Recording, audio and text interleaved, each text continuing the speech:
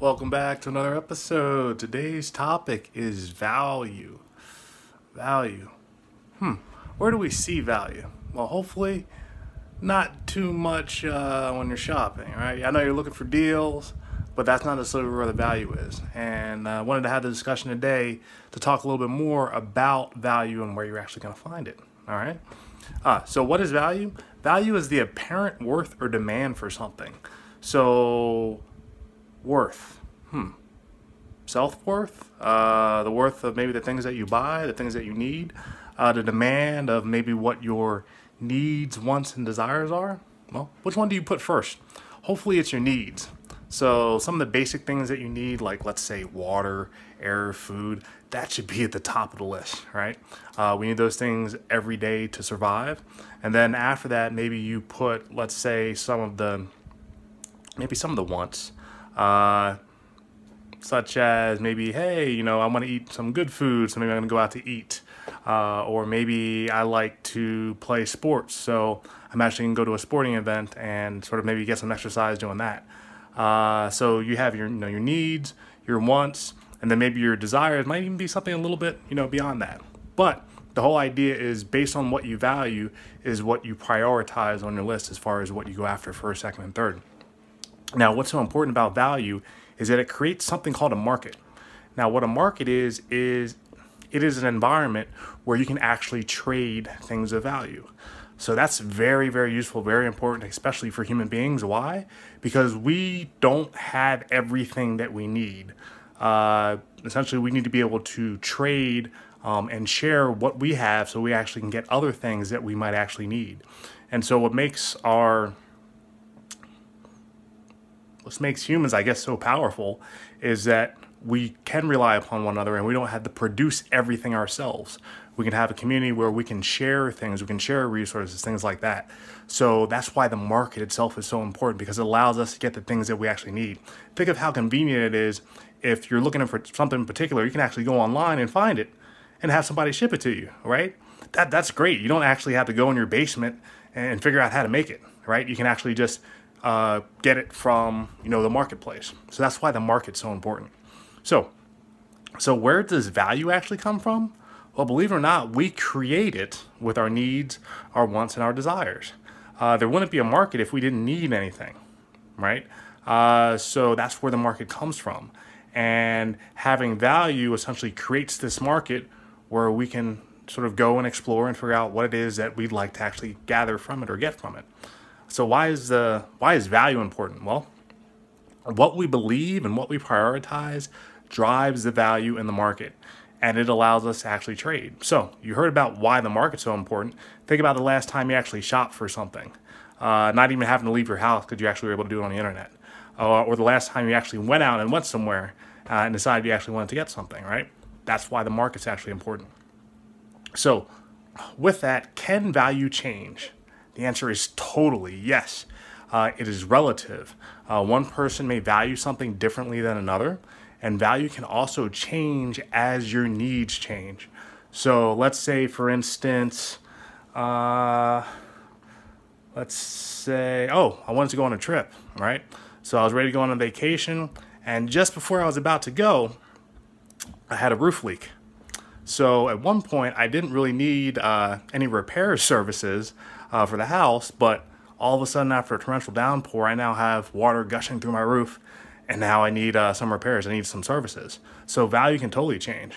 And for the fact that I need those services right away, the typical price for that service might actually go up because I need someone to come right now and fix it. Because the more water that's actually coming in to my house, the more damage can be as a result. So for the fact that I need that service, not let's say next week or next month, but tonight, that's why the value actually goes up. So that's how the market can actually change. Timing is one piece. The more in demand something is, especially for you, if the person or company's providing that service, once they actually recognize that, or once they see that something is in demand, their prices may go up because the demand actually goes up, right? And you need that service pretty badly. Now, with everything, value, how can you actually make it work for you? And so that's one critical piece I definitely wanted to make sure that I touched on and definitely had to share with you, is that, believe it or not, when we create value, we actually have something to trade or give. So that's actually when value works for us. If we're actually putting value into the marketplace, we actually have something that other people actually want. And that's incredibly valuable, hence value, right? So when you actually have that, the more unique the value you actually create, or let's say the more quantity in the value that you create, the likelier the demand will be higher. Now, the more unique the value that you have, again, considering you're a limited resource in some capacity, when you put it out there, the more unique it is, the more rare it is, probably the more valuable it's going to be. Now, you can put a lot of value out there, and let's say the demand may not be as high for it, but if you do it in a large quantity, you might get exactly what you're looking for from that. So I wanted to make sure I incorporated the quantity piece in there too. But the big piece is that when you hit your potential, you're creating more value. So whether that's in quality or quantity and you're putting more out there, you're creating more value. And a simple example of that, of how you can actually increase your value, believe it or not, you can increase your value 2 times, literally by just having goals. You can double your potential by just having goals. Now, if you want to go a step beyond that, you can actually, and I don't have as many fingers free to show you in a moment, but you can increase your potential by a factor of 10. That's right, 10, by a factor of 10, simply by writing down SMART goals. And if you've heard any of the other segments, a SMART goal is something that is simple, measurable, actionable, realistic, and timely.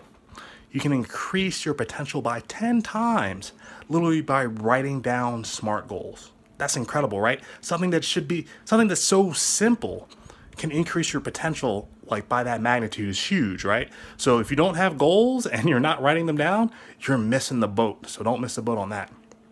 But value can also work against you. And it can work against you when you don't create any value. All right. When you don't create any value, you have very, very little to offer or trade. And that's something that no one should have, right? Because everyone has something unique that they can offer, because everyone has a skill. They have strengths, and you actually need to know what your strengths are so that you can actually increase your potential for that. But if you're not creating value and you're not putting out in the world, you might have the problem, nothing coming back to you, and you're wondering why, right? You have to give in order to receive.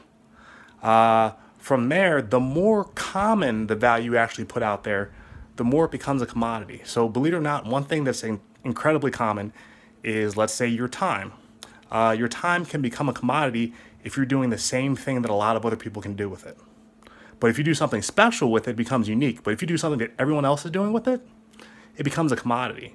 And so the whole idea of being in the rat race and just working and having a job and doing something where you're essentially fine-tuned as in a peg and you're given a particular role, you might start assuming that, hey, this is what I do, so this is who I am.